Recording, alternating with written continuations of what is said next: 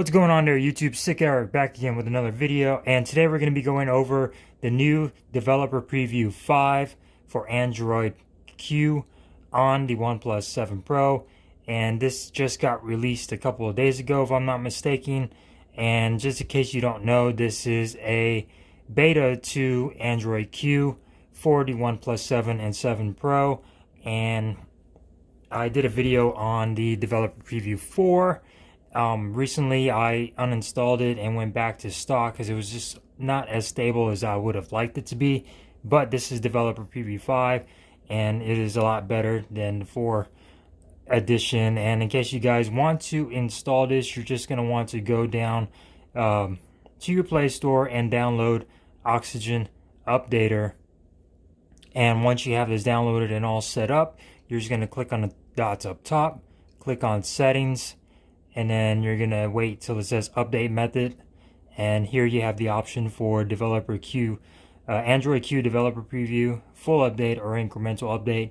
Usually incremental updates are the ones that you would get normally. Like I was on the 9.5.11 update for this phone, and I clicked on Developer Preview.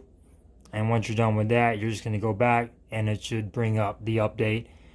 All you got to do is download it. Once you are done downloading it and it is all finished, you're just going to go ahead and go into your settings, and you're going to go into System and System Updates.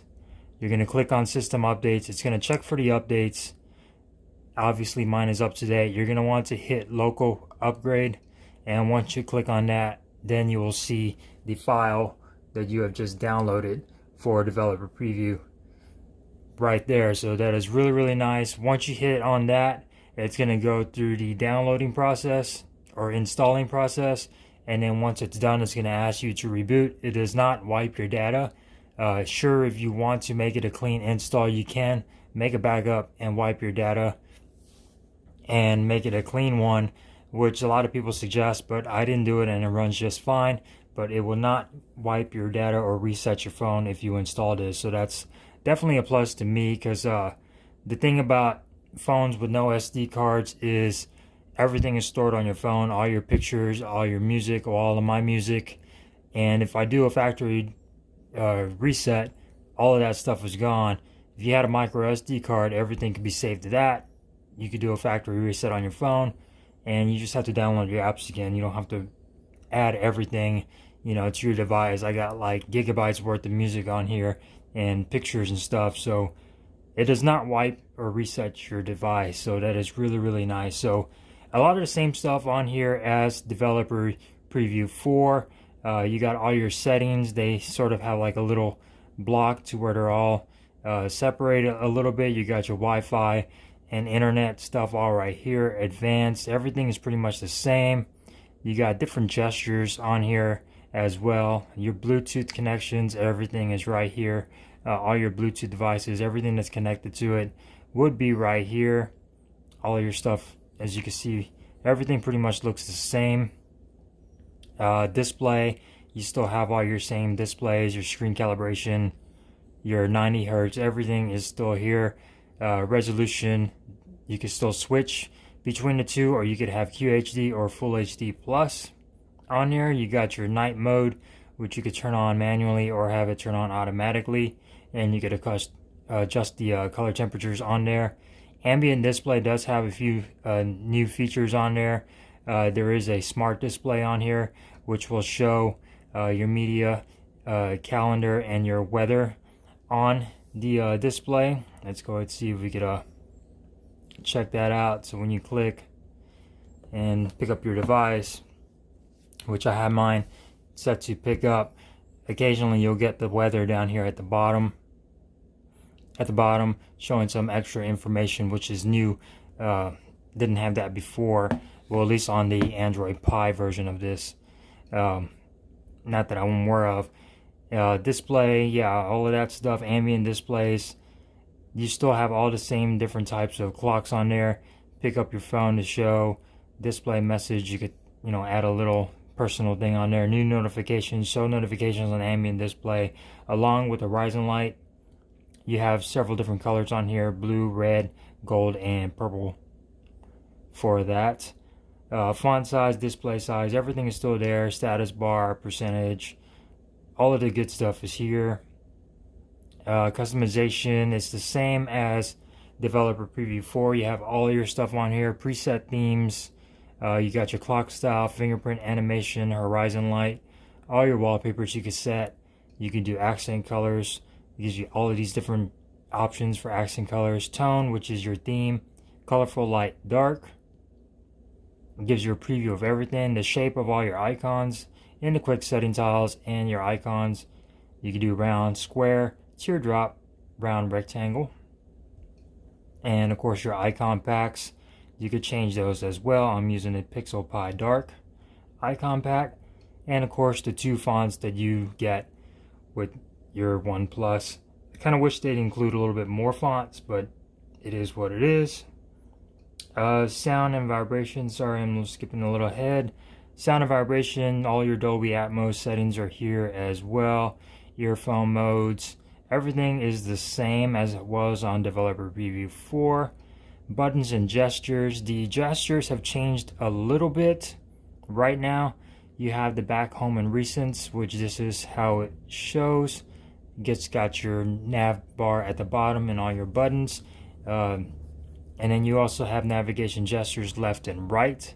So when you click this, you'll have a bar at the bottom, which if you swipe up, you can swipe through all your recent apps as well for multitasking.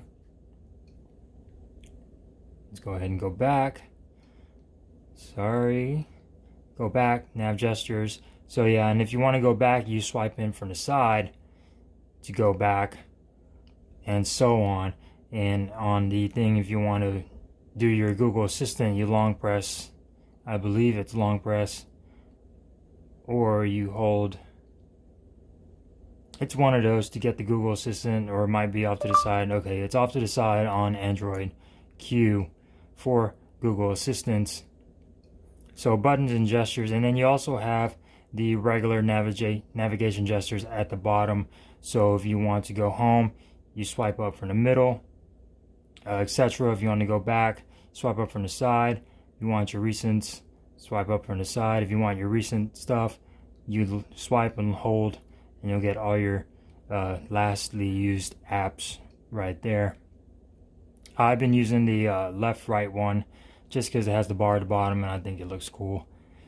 Lock screen, everything here is the same as well.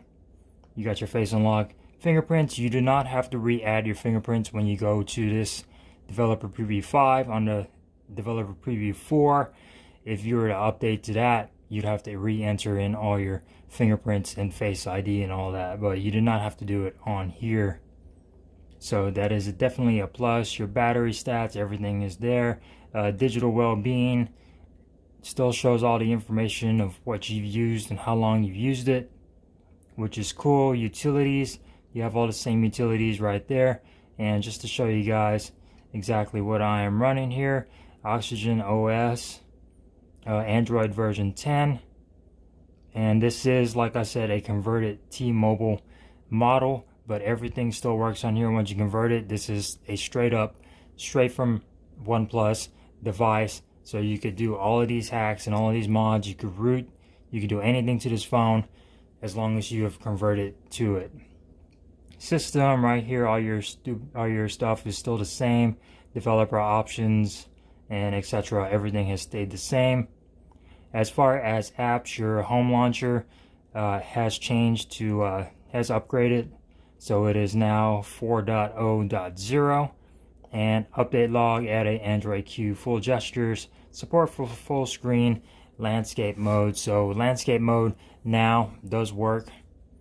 So if you were to hold, everything does show up sideways for that. So it's really, really nice. As you can see right there, everything still does work. Actually, let's go back. It's not doing full gestures of landscape. Let's try this again. Let's go into camera. Why isn't it auto rotating? Auto rotate is on. Let's try something else. Now let's go on the Play Store. Auto rotate, you son of a bitch. Well, landscape was also supported on here as well. For some reason, it's not doing the auto rotate right now because it wants to act like a little bitch. But everything has updated on here, so that's really, really nice. Cameras have gotten a little bit of a tweak as well. You now have the option for super steady video on here. It caps out at 1080p, which is a little bit of a bummer, but it is really, really smooth, and it really, really gives you super steady video recording on here. Photos, you do have the same, photos on here, same settings. As you can see, you still have your nightscape, ultra wide, custom modes. You could adjust where you want them. Shot on OnePlus watermark. You have all the same stuff on here. Tripod long exposure, so if you're taking some stuff at night, you can do that. Portrait mode, you still have all of that. You have the wide and the normal. Nightscape, you do have the option now to do in ultra wide when you're doing night shots, which is really, really nice. So you could do your regular sensor, and then you could also do ultra wide, which is really cool. You did not have that option there before in nightscape mode. Now all we need is the option to record in ultra wide, which hopefully comes out on the final version of Android Q. Hopefully, keep your fingers crossed that does happen soon, because that's one of the things that's absolutely missing from this device, is being able to record in ultra wide camera. So everything as far as working on here, no bugs. I haven't had any issues. I've been running this, of course, not even 24 hours. So still have a little bit of testing to do, but everything seems to work just fine. Everything's stable, smooth, no hiccups, no reboots, no nothing. It's really, really smooth. And of course, this is the final beta. The next thing we're going to be getting is the actual official Android Q, which is really nice and really exciting. I'm really excited to get that on the OnePlus 7 Pro. This has been one of the best phones I've had in a while. Cameras are really good. Display, as you can see, is really, really nice. Excellent phone. I cannot wait to get Android Q. My Samsung Galaxy S10 still on an older version of Android Pie. Who knows when the S10 will get Android Q? Probably next year.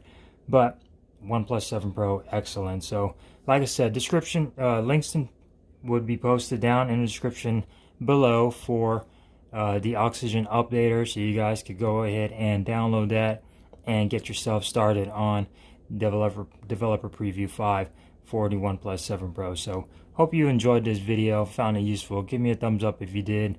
Thumbs down if you didn't. It's quite okay. Don't forget to subscribe. Hit that little notification bell for future notifications on my channel.